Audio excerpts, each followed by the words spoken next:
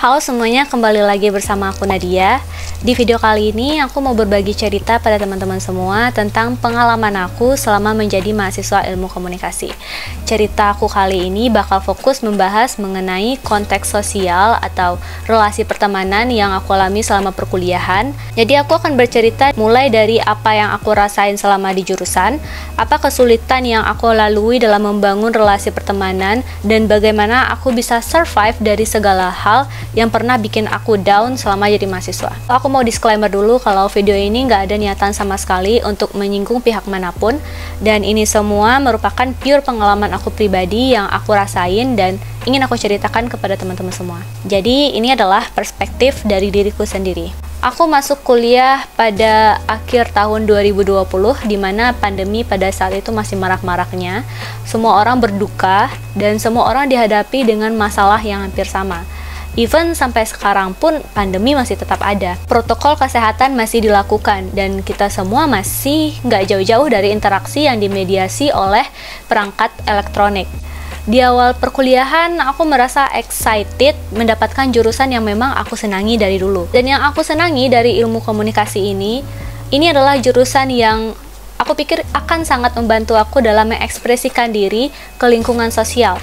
Tapi sayangnya, karena keadaan yang sangat tidak mendukung bagi kita semua untuk melakukan perkuliahan secara langsung, dengan pengalaman pertama kali seumur hidup, aku menjadi mahasiswa online di tahun pertama kuliah, dan itu di luar dari ekspektasiku yang mikir kuliah adalah hal yang menyenangkan, dengan relasi orang-orang yang seperti itu. Dan nyatanya, itu tidak sepenuhnya aku dapatkan. Banyak sekali kesulitan bagi aku dan teman-teman lain dalam menjalani perkuliahan, terutama ketika perkuliahan ini mengharuskan kami semua berinteraksi melalui media WhatsApp atau sejenisnya. Tidak ada interaksi langsung yang membentuk relasi baik antara aku dan teman-teman. Kami dibatasi layar media elektronik ketika berdiskusi. Bahkan untuk mengenal satu sama lain pun kami membutuhkan waktu yang cukup lama. Tak heran, komunikasi atau interaksi yang aku jalani selama 2 semester awal kemarin itu sedikit membuatku kesulitan untuk memahami orang lain, dan begitu juga sebaliknya. Meskipun ada yang bilang bahwa masih awal emang kayak gitu. Kalian kan belum pernah ketemu, jadi wajar. Nah, pas offline kalian bakal ngerasain. Well, bener juga sih. Dan meskipun di semester 3 ini, aku dan temanku yang lain, kami sudah melakukan pertemuan kuliah beberapa kali, serta kegiatan offline, akhirnya aku bisa sedikit menemukan perbedaan dan gap antara relasi yang dibangun dari dua kondisi tersebut. Kita semua tahu bahwa interaksi langsung akan lebih efisien karena kita menghadapi orang secara nyata, mengetahui gimana respon atau tanggapan yang mereka lemparkan kepada kita, tahu dari ekspresi cara mereka bicara terhadap kita, dan banyak hal yang lainnya yang membuat komunikasi itu lebih jelas. Ironinya, manusia berkomunikasi langsung sekalipun, mereka masih bisa mengalami misunderstanding karena salah satunya difaktori dengan adanya perbedaan pendapat. Hingga ini bisa menimbulkan konflik yang bisa menyebabkan perpecahan. Emang nggak bisa dipungkiri lagi, setiap manusia punya pola pikir mereka masing-masing. Nah, inilah yang pada saat sekarang kita proyeksikan dalam bentuk yang lain, yaitu interaksi yang seharusnya terjadi secara langsung, sekarang sudah dibiasakan menjadi interaksi tidak langsung yang dibatasi oleh perangkat media. Emang semuanya itu cukup berat. Sekarang ini manusia tidak bisa membuat pilihan. Keadaan yang mengharuskan kita untuk merubah pola kebiasaan yang udah dibentuk sebelum pandemi menjadi sesuatu yang sama sekali tidak pernah kita duga-duga.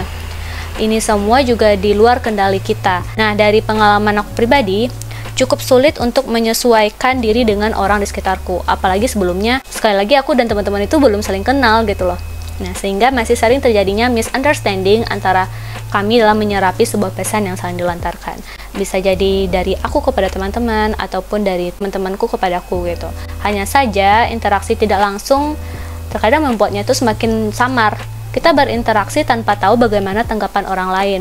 Adanya ketidakjelasan kadang membuat kita berasumsi berdasarkan emosi dan pikiran kita aja. Feedback yang diperoleh pun kadang akan sulit untuk diterjemahkan. Itulah masalah pertama yang aku hadapi selama menjadi mahasiswa di era pandemi ini. Nah, yang kedua yaitu adanya permasalahan yang disebabkan oleh efek halo. Efek halo diartikan sebagai penilaian atas kesan pertama atau first impression pada saat kita melihat seseorang atau ketika orang lain melihat kita, yang dapat terjadi bahkan sebelum adanya interaksi. Stereotip yang dibentuk berdasarkan first impression lah yang pada akhirnya membuat stigma orang-orang terbentuk dan terus menjadi bahan penilaian bagi mereka terhadap orang lain. Efek halo tidak hanya terjadi pada masa pandemi, tapi di setiap pertemuan dengan orang baru, seseorang akan menilai orang dari kesan pertama yang diberikan satu sama lain. Setiap orang itu punya pola pikir mereka masing-masing, dan mereka juga punya cara berbeda untuk menilai orang lain. Tidak peduli siapapun kamu tidak akan pernah bisa mengontrol orang-orang agar bisa suka sama kamu. Orang-orang akan suka kepada orang lain ketika mereka menemukan kesamaan. Terbentuknya sebuah circle itu dikarenakan adanya kesamaan persepsi antara seseorang dengan orang lain, atau kelompok yang saling nyambung dan memberikan rasa nyaman ketika mereka saling berkomunikasi, atau kita kenal dengan istilah satu frekuensi gitu. Begitulah nyatanya. Dulu aku pernah berpikir bahwa circle is a bad thing untuk dilakukan orang-orang karena mereka membatasi orang lain untuk berkomunikasi atau bergabung dengan mereka. Dan ternyata setiap orang itu perlu membatasi diri mereka dari hal-hal yang toksik itu untuk melindungi mereka dari kemungkinan buruk yang bisa aja menimpa mereka, baik itu dari kesehatan mental ataupun orang-orang jahat yang ingin menjerumuskan mereka. Nah, circle yang aku maksud baik di sini ya adalah circle yang emang ngejauhin kamu dari toxicity sosial, bukan circle yang serta-merta hanya memilih orang-orang tertentu dalam tanda kutip ingin dijadikan satu geng atau kelompok tanpa mempedulikan orang lain. Pertanyaannya, apakah aku punya circle atau enggak? Sebenarnya, kalau bagi aku pribadi, berteman dengan siapapun itu sah-sah aja, gak ada larangan. Bahkan kita gak dianjurkan untuk gak temenan sama orang hanya karena adanya perbedaan. Tapi, ada namanya personal boundaries yang harus ada dalam diri kita. Diterapkan di kehidupan kita pribadi demi membatasi diri kita dari hal-hal yang bisa memberikan pengaruh buruk bagi kita sendiri. Nah, gak terkecuali itu dalam pertemanan kita. Mungkin iya, jika kita berteman dengan banyak orang, kita bisa menemukan banyak pengalaman dan hal-hal yang bermanfaat lainnya. Tapi kita juga harus selektif dalam memilih orang-orang yang benar kita percayai dalam hidup kita, dan itu bukan perkara yang mudah. Butuh banyak waktu dan butuh banyak pengalaman yang cukup untuk kita mengenal diri seseorang.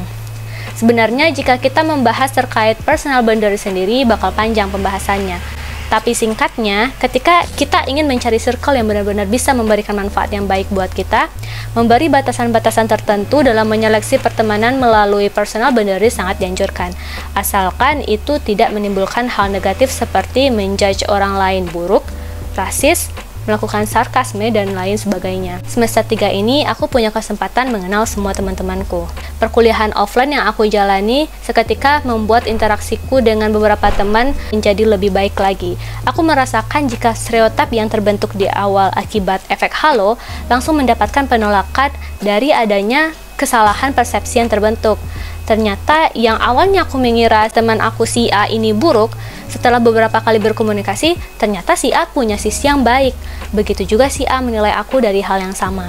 Oke, kita lanjut ke yang ketiga, dan ini yang terakhir, yaitu speak up dan ambisius. Permasalahan selanjutnya yang aku hadapi selama menjadi mahasiswa adalah adanya penilaian orang-orang terhadap aku sebagai anak yang ambisius dan over speak up. Sebenarnya ambis bukan hal yang harus dipermasalahkan, tapi balik lagi tentang persepsi orang-orang, dan itu adalah masalah personal, bagaimana orang-orang menilai kita sesuai dengan apa yang mereka yakini. Aku melihatnya dari bagaimana orang-orang menilai kita dari cara kita berbicara mungkin, dari cara kita menyampaikan pendapat dan kurang sesuai mungkin bagi mereka. Karena ambisius sendiri berarti kamu mengekspos diri kamu untuk lebih aktif di lingkungan sosial. Orang-orang bakal melihat kamu sebagai orang yang banyak berkontribusi di lingkungan sosial, sehingga mereka mengenal kamu. Dan semakin banyaknya orang mengenal kamu, maka pendapat-pendapat yang muncul dari perorangannya akan lebih banyak lagi. Risiko kamu disukai atau tidak disukai juga akan semakin besar.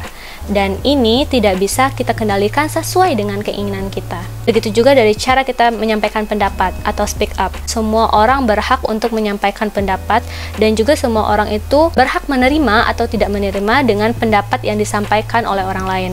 Hal ini terkadang bisa menimbulkan perdebatan, Tapi bagaimanapun juga, hidup dengan manusia akan selalu seperti itu. Perbedaan pendapat itu akan selalu ada, dan inilah cara dunia bekerja. Yang harus kita perhatikan hanyalah bagaimana kita bisa membangun relasi yang baik sesama manusia, saling menghargai satu sama lain, menghindari segala hal yang bisa menimbulkan konflik. Semua orang berhak menyampaikan pendapat, tapi kita tidak boleh mencemooh ataupun merendahkan pendapat orang tersebut, meskipun cara mereka menyampaikan terkesan kurang baik atau semacamnya. Balik lagi, manusia itu bisa mengontrol diri mereka sendiri, tapi tidak dengan orang lain. Oleh karena itu, mulai menanamkan good attitude dari diri sendiri itu akan membangun relasi yang baik dengan orang lain. Terakhir dari video ini juga aku ingin meminta maaf buat teman-teman yang mungkin merasa kalau aku over speak up atau cara aku bicara yang menurut teman-teman sangat kurang baik. Aku banyak sekali belajar dari kalian dan juga belajar dari kesalahan yang aku lakuin. Tapi aku benar-benar bukan orang yang akan terus melakukan hal yang benar, tapi aku akan selalu berusaha untuk menjadi pribadi yang lebih baik lagi. Terima kasih banyak buat teman-teman yang udah bisa memahami aku dan mau menjadi teman baikku. Aku harap semoga video ini sedikit banyaknya bisa memberikan manfaat bagi kita semua, dan yang terpenting kita bisa menjadi teman yang lebih baik lagi. Oke, sampai di sini dulu. Sampai jumpa di video selanjutnya. Bye-bye.